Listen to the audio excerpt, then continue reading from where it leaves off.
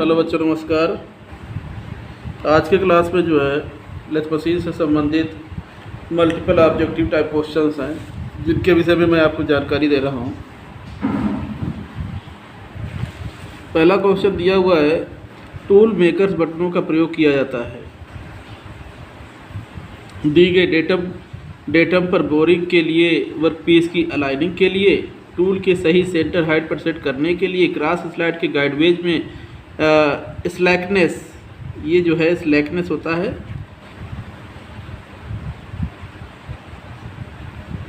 Slackness को समायोजित करने के लिए, वर्कपीस को कसकर पकड़ने के लिए। तो इसमें से जो है टूल मेकर्स बटनों का प्रयोग किया जाता है दी गई डेटम पर बोरिंग के लिए, वर्कपीस की अलाइनिंग के लिए जो है किया जाता है। हमारा पहला ऑप्शन सही होगा। अगला क्वेश्चन है, एक 24 दांतों वाली गियर को स्टड पर ड्राइवर गियर की तरह फिक्स किया जाता है। एक 24 दांतों वाली गियर को स्टड पर ड्राइवर गियर की तरह फिक्स किया जाता है। पहले स्टार्ट के पूर्ण होने और दूसरे स्टार्ट के शुरू होने से पहले ड्राइवर गियर को घुमाना चाहिए। कि 24 दांते, 18 दांते, 12 दांते या 6 दांते। तो एक 24 दांतों वाली गियर को स्टड पर ड्राइवर गियर की तरह फिक्स किया जाता है। पहले स्टार्ट के पूर्ण होने और दूसरे स्टार्ट के शुरू होने से पहले ड्राइवर गियर को घुमाना चाहिए 12 दांते। हमारा थर्ड ऑप्शन सही होगा, 12 दांते जो है घुमाना चाहिए। अगला क्वेश्चन दिया हुआ है, हेलिक्स एंगल पाया जाता है लेथ की फीड रॉड पर पाया जाता है, थ्रेडिंग टूल पर पाया जाता है, थ्रेडिंग वर्कपीस पर पाया जाता है, या टेपर टर्निंग अटैचमेंट पर पाया जाता है। हेलिक्स एंगल जो पाया जाता है थ्रेडिड वर्कपीस पर पाया जाता है। हमारा थर्ड ऑप्शन सही होगा, हेलिक्स एंगल पाया जाता है थ्रेडिड वर्कपीस पर पाया जाता है। अगला क्वेश्चन है, 10 मिलीमीटर पिच वाली स्क्वायर थ्रेड काटने के लिए प्रयोग किए जाने वाले टूल की चौड़ाई होती है 10 मिलीमीटर, 7.5 मिलीमीटर, 5 मिलीमीटर या 2.5 मिलीमीटर। तो देखिए 10 मिलीमीटर पिच वाली स्क्वायर थ्रेड यानी वर्गाकार चूड़ी काटने के लिए प्रयोग किए जाने वाले टूल की जो चौड़ाई होती है वो होनी चाहिए 5 मिलीमीटर। हमारा थर्ड ऑप्शन सही होगा। अगला क्वेश्चन दिया हुआ है, फेस प्लेट का प्रयोग टर्निंग के लिए किया जाता है। फेस प्लेट का प्रयोग टर्निंग के लिए किया जाता है। नियमित आकार के जाबों पर, अनियमित आकार के जाबों पर, फ्लैट जाबों पर या उपरोक्त में से कोई नहीं। तो फेस प्लेट का प्रयोग टर्निंग के लिए किया जाता है, अनियमित आकार के जाबों पर किया जाता है। फेस प्लेट का प्रयोग जो है टर्निंग के लिए अनियमित आकार के जाबों पर किया जाता है। हमारा सेकेंड ऑप्शन सही होगा। अगला क्वेश्चन दिया हुआ है, निम्नलिखित में से कौन सा कथन सही नहीं है। इसमें से 4 ऑप्शन में से 3 ऑप्शन सही है, 1 गलत है।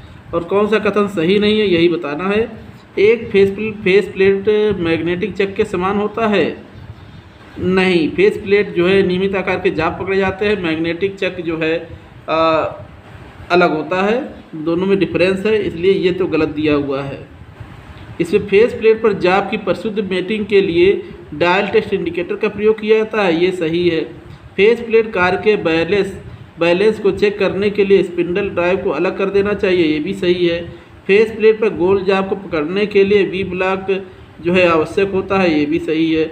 तो इसमें से कौन सा कथन सही नहीं है। एक फेस प्लेट मैग्नेटिक चक के समान होता है, ये जो है सही नहीं है। यह हमारा पहला ऑप्शन सही होगा।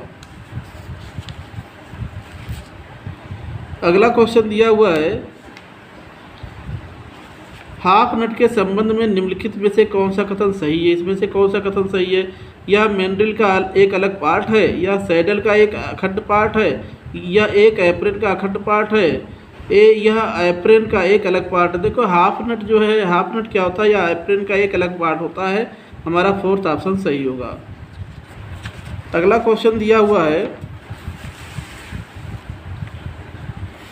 निश्चित पिच के साथ एक थ्रेड काटने के लिए सिंपल गियर ट्रेन का प्रयोग किया जाता है। निश्चित पिच के साथ एक थ्रेड काटने के लिए सिंपल गियर ट्रेन का प्रयोग किया जाता है। सेट में उपलब्ध न होने के कारण गणना की अपेक्षा 3 अधिक दांतों वाली ड्राइवर गियर को माउंट किया जाता है।